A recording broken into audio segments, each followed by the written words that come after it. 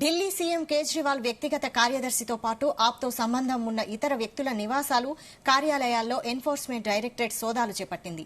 Money laundering కేసులో భాగంగా ఈ దాడులు నిర్వహిస్తున్నట్లు సంబంధిత వర్గాలు తెలిపాయి. ఉదయం కేజ్రీవాల్ వ్యక్తిగత కార్యదర్శి భివన్ కుమార్ సహా ఆప్తో సంబంధం ఉన్న పలువురు ఇళ్లలో ఈడీ సోదాలు జరిపింది.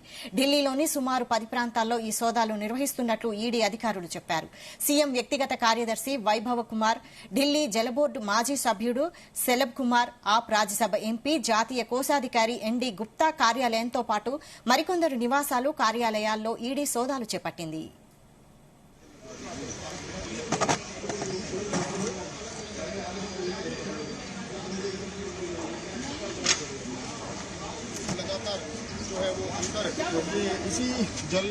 మరోవైపు ఈడీ దాడులపై ఆప్ నేతలు మండిపడుతున్నారు.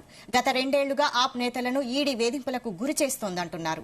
ఇప్పటికే అనేక సార్లు సమన్లు జారీ చేసినా, కొందరిని అరెస్టు చేసినా ₹1 కూడా ఈడీ రికవరీ చేయలేదన్నారు. ఎక్సైజ్ పాలసీ కుంభకోణంలో తప్పుడు సాక్ష్యాలు చెప్పారంటూ ఆప్ నేతలను ఈడీ బెదిరిస్తోందని ఆరోపించారు. ఆప్ను సైలెంట్ గా ఉంచేందుకే ఈడీ దాడులు చేస్తోందని బీజేపీపై మండిపడ్డారు.